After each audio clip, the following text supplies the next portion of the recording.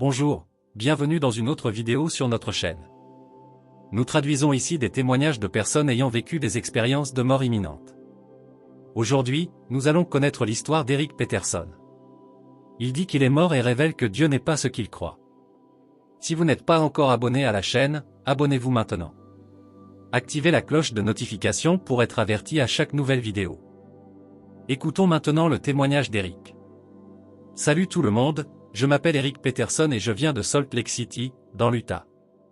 J'étais assez fatigué, alors j'ai décidé de m'allonger un peu. C'est là que quelque chose d'étrange s'est produit, j'ai eu l'impression que quelqu'un tenait ma main, j'ai pensé que c'était mon père. J'ai regardé autour de moi, je me suis redressé, mais il n'y avait personne. J'étais perplexe, et c'est là que j'ai réalisé quelque chose de surprenant. J'ai vu la scène de moi-même allongé là, mais il semblait aussi que je pouvais voir à travers le mur jusqu'à l'autre pièce. C'était comme si je regardais depuis deux angles différents, une sorte de vision multidimensionnelle. Ensuite, quelque chose d'incroyable s'est produit, j'ai senti que j'étais en train de quitter mon corps. J'ai traversé un tunnel, c'était comme un tunnel d'un parc d'attractions, en rotation, avec une lumière intense au bout, comme un voile lumineux, quelque chose de brillant au-delà de l'imagination, comme des millions de soudeurs à l'arc. J'ai franchi cette lumière et j'ai eu l'impression que mon corps se dissolvait. À ce moment-là, j'ai réalisé que j'étais un esprit, séparé de mon corps physique. J'ai traversé dans ce monde spirituel et c'était incroyable. C'était une lumière blanche intense, comme si j'étais à l'intérieur d'un nuage éclairé par un rayon de soleil, mais encore plus brillant et plus nébuleux. L'amour là-bas était tangible, léger, et j'ai vu des silhouettes humaines, des hommes et des femmes, tous vêtus de tuniques blanches, se déplaçant à différentes hauteurs, pas sur le sol, mais s'envoler, comme s'ils étaient sur des plateformes invisibles, occupés à des activités. Tout le monde était extraordinaire à cause de la lumière qui rayonnait de l'intérieur, nous étions des êtres lumineux. J'aurais aimé pouvoir partager cette expérience avec tout le monde, mais là-bas, à cet endroit, j'ai ressenti une guérison. Il y avait un parfum divin dans l'air, une musique sacrée en arrière-plan, même si je n'y ai pas beaucoup prêté attention. Il y avait ce bruit du vent, un murmure si serein. J'étais là, immobile, pensant que cet endroit pourrait être une sorte de refuge dans le monde spirituel. Pendant que j'étais là, j'ai pensé, je suis émotionnellement éloigné de la Terre, quelque chose qui m'a perturbé. Une pensée absurde est venue à moi, comme si une bombe nucléaire avait explosé à proximité pendant la guerre froide. Je me sentais déconnecté, mais une voix en moi m'a dit de ne pas m'inquiéter de ça, et étrangement, cela m'a rendu heureux. Alors que j'étais là, des êtres, des animaux et des personnes, ont commencé à apparaître dans le monde spirituel. Un cheval, un vieil homme, une dame âgée, même des chats et des chiens, ils semblaient être de petits éclairs. Leur apparence était comme des étincelles, comme ces petites choses brillantes dans les feux d'artifice, laissant une traînée dorée et orange en se déplaçant. Ils flottaient, ne touchaient pas le sol. J'étais nerveux, craignant d'être heurté par eux alors qu'ils passaient rapidement autour de moi, mais ils se sont arrêtés, et j'ai pensé que cela importait peu. Dieu semblait être conscient de mes pensées et intentions. J'ai continué à observer et j'ai réalisé que je me déplaçais, mais sans ressentir aucune force ou mouvement. J'ai traversé un autre tunnel, comme si j'allais vers un royaume supérieur où le Seigneur était. C'était un voyage rapide, comme si j'avais parcouru des milles à une vitesse incroyable. À la fin du tunnel, j'ai commencé à voir une lumière. Dans l'état spirituel, la vision devient incroyablement nette. C'était comme si je pouvais voir des kilomètres et des kilomètres. J'ai vu une figure avec les bras ouverts, mais je ne pouvais pas distinguer qui c'était au début. C'était là où je me dirigeais, vers cet être. En m'approchant, j'ai vu une figure dans l'obscurité de la lumière dans le tunnel, qui semblait plus sombre. Quelque chose en moi s'est réveillé. Je me suis souvenu du docteur George Richie, l'auteur de « Un voyage de retour de demain », disant qu'en nous approchant du Seigneur, quelque chose en nous se réveille. Moi, avec une formation militaire, j'ai compris cela. J'ai commencé à réaliser qui était cette personne. C'est Jésus, ai-je pensé, de plus en plus excité. Je suis sorti du tunnel vers lui, mais je me suis arrêté à quelques mètres de distance. Il était là, immergé dans la gloire Shekinah, dans la gloire éternelle de Dieu. C'était comme un éclair, une lumière blanche pure, presque comme un rayon, bien que j'ai eu du mal à le voir. Je pouvais sentir sa présence souriante, un pouvoir immense, sachant que j'étais devant Dieu, le Fils. Honnêtement, avant cette expérience, je ne croyais pas beaucoup en Jésus. Il était quelqu'un dont j'entendais parler à l'école ou à l'église, mais maintenant tout a changé. Il était tout le pouvoir, toute l'autorité, et son amour était indescriptible, quelque chose que l'on ressent seulement, impossible à expliquer. Il m'a enlacé, et c'était au-delà du pouvoir que je pouvais ressentir. Son amour ne peut être décrit, c'est comme essayer de décrire une saveur ou une couleur que vous n'avez jamais expérimentée. Il a commencé à me guérir, comme s'il avait mis en pause l'univers juste pour lui et moi. Et le plus surprenant, il était content de ma présence, il était ravi que je sois là avec lui. Alors que je le tenais, j'ai réalisé que c'était un esprit, mais pas un fantôme, c'était un être ressuscité. Il a finalement atténué sa luminosité et ses yeux, que j'avais initialement vus comme des flammes, se sont transformés en un bleu profond, un bleu cristallin. On aurait dit qu'il savait tout de moi. Il m'a emmené dans un endroit différent et a commencé à montrer comment je m'étais éloigné de lui. C'était comme un grand espace vide, une absence de pardon. Chaque fois qu'il mentionnait quelque chose, comme un acte de non-pardon, je reculais, ressentais de la colère, du ressentiment, de la vengeance et tous les mauvais sentiments que j'avais eus dans la vie. Il continuait à me repousser en arrière, montrant toutes les mauvaises choses que j'avais faites. J'étais à une grande distance de lui. Je me sentais coupable d'avoir fait autant de choses. Il voulait me faire comprendre quelque chose que je n'avais pas encore complètement saisi. Maintenant, il pointe vers moi et dit, « Maintenant, tu es cannibale », corrigeant mon caractère. Il façonnait mon futur, établissant des attentes de mutuel amour. Soudain, nous étions ailleurs, sans savoir comment nous y étions arrivés. C'était étrange, car j'étais complètement absorbé par sa présence, indifférent aux détails. Je discutais avec lui, une communication au-delà de la télépathie, c'était plus que des esprits connectés, c'était des êtres connectés, lumière pour lumière. Quand le Seigneur parle, c'est à ces niveaux différents.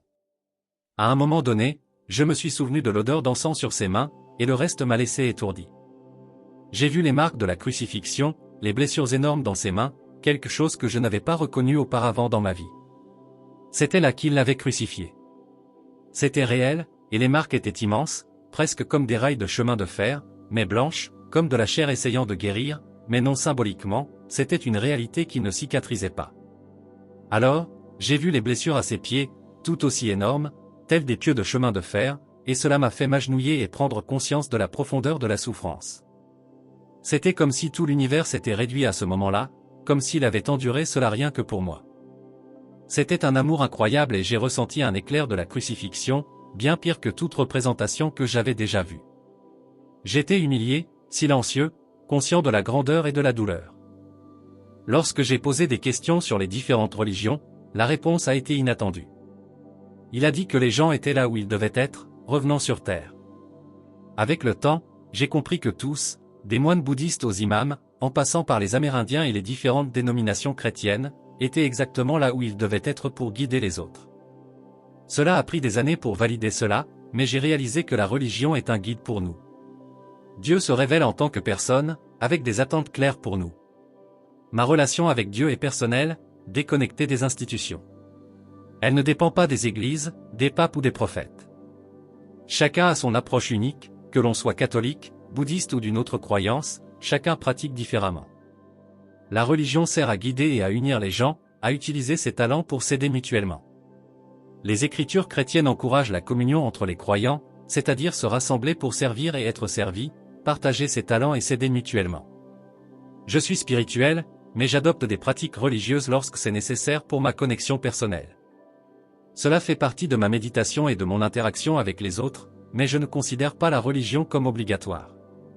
Parfois, elle est utilisée pour contrôler et manipuler. Il y a beaucoup de rigidité et de règles, comme si vous deviez suivre certains rituels pour trouver Dieu. Pourtant, Dieu se révèle de manière unique à chacun de nous. Jésus et Bouddha sont des exemples incroyables pour moi. Je suis chrétien, mais j'ai beaucoup appris du bouddhisme. Je respecte énormément la culture bouddhiste ainsi que la culture amérindienne, qui font partie de mon identité. La religion est un bon point de départ pour se rapprocher de Dieu, mais l'essence réside dans le fait de tendre personnellement la main vers Dieu, sans avoir besoin d'être très digne ou de suivre des règles strictes. La religion peut être bénéfique, mais elle a aussi été utilisée pour des guerres et des divisions. Les guerres religieuses et les conflits sont douloureux, la religion ne devrait pas être une raison de division. Beaucoup de bonnes personnes ne suivent pas de religion spécifique et pourtant servent, pardonnent et contribuent au bien-être collectif. L'important est la manière dont nous nous aidons mutuellement, enseignons et apprenons, cherchons la compréhension et l'union. Nous sommes allés dans un endroit spécial, un royaume supérieur, difficile à décrire en mots. Cette fois-ci, l'environnement n'était pas seulement blanc, il avait une dimension spatiale, comme s'il s'ouvrait sur l'espace. J'étais avec le Seigneur à ma gauche, et il m'a montré un bâtiment qui ressemblait au Parthénon grec ou quelque chose de romain, quelque chose que vous trouveriez à Rome ou en Grèce. Une femme est descendue les escaliers, avec des cheveux foncés, ressemblant presque à l'actrice Angelina Jolie, mais une version plus jeune, comme quelqu'un que j'ai rencontré dans le futur. C'était presque comme un doppelganger. Elle avait une présence, elle n'était pas arrogante, et descendait avec un style grec, différent des autres personnes que j'ai vues là-bas vêtues de blanc. Je veux que les gens sachent que non seulement Jésus est réel, mais indépendamment de la religion que vous suivez, c'est essentiellement comme vous devriez être. Beaucoup de gens se disputent à ce sujet, quelque chose que je n'apprécie pas, mais il y a une partie que j'aimerais partager. Je communiquais avec le Seigneur et je me sentais gêné, un peu réticent, et j'ai baissé les yeux. Il a demandé ce qui n'allait pas, comme s'il ne savait pas. J'ai dit que j'étais gêné parce que je ne pouvais pas l'aimer comme il m'aime, parce que son amour est total, alors que nous ne sommes pas capables de cela. Il a dit, « Laisse-moi te montrer quelque chose. » Il m'a montré la terre, toutes les eaux, chaque particule d'eau partout, représentant son amour pour nous. Il a montré un nuage au-dessus d'un océan, une goutte de pluie se formant et tombant, illustrant la comparaison entre son amour et le nôtre. Il m'a regardé et a dit que je n'étais pas capable d'aimer ainsi. Je me suis senti petit devant lui, un être infini devant moi, un être fini. C'était accablant de réaliser cette différence. Personne ne peut comprendre son amour à moins d'avoir cette expérience. Quand vous passez par cela, c'est incroyable. Ensuite, avant d'explorer les éternités, je suis allé dans un endroit difficile à décrire, sans langage ni référence. J'explorais beaucoup là-bas. Je commençais à réaliser comment je me déplaçais, presque comme si j'étais conduit. C'était comme une visite guidée par lui. Peu à peu, j'ai remarqué que je me déplaçais à la vitesse de la pensée. J'ai commencé à me souvenir et à apprendre de nouvelles choses. Je l'appelle la connexion avec le Wi-Fi de Dieu, sachant des choses sans que personne ne me les ait dites, mais avec une certitude de connaissance absolue et pure. C'est difficile à expliquer, c'est comme trouver des informations sur Internet, mais ces informations sont en vous. Je suis allé quelque part où il y avait un grand bâtiment ancien, et une rampe descendait. Différentes personnes de différentes religions et époques descendaient cette rampe, toutes portant des tuniques blanches. J'ai rencontré des personnes de différentes croyances, comme un individu qui ressemblait à Maître Po d'une série télévisée des années 70. Il m'a dit qu'une vie antérieure j'avais été un prêtre chalon. J'ai rencontré des musulmans avec des turbans, des sikhs et des prêtres catholiques. Une dame, qui semblait être d'une époque très ancienne, n'avait pas d'habitude religieuse, seulement une ancienne robe blanche. Tous étaient aimants, servaient le Seigneur et vivaient dans la lumière, aidant, pardonnant et surmontant les défis. La rencontre avec le Seigneur a éveillé mon intérêt pour le travail de foi intérieur. De retour sur Terre, j'ai cherché le ministère interreligieux, étudiant différentes croyances chrétiennes et d'autres religions. Ce voyage a renforcé mes propres croyances. Je crois que ce que j'ai appris de cette expérience est ce que je suis en train de suivre tout en explorant ce que j'aime dans l'espace. Je considère tout dans l'espace comme une connexion avec Dieu le Père, car je suis fasciné par l'astronomie et je collectionne des modèles spatiaux. C'est un plaisir de partager tout cela. Que chacun ait une nouvelle année bénie, pleine de prospérité, de paix et de bonheur. Soyez lumière, aimez-vous et servez-vous les uns les autres. Je vous remercie pour le temps passé. Alors, qu'avez-vous pensé de cette histoire incroyable? Laissez vos avis dans les commentaires. N'oubliez pas de vous abonner à la chaîne. Donnons à plus de gens l'espoir qu'il existe une vie au-delà de ce que les yeux peuvent voir.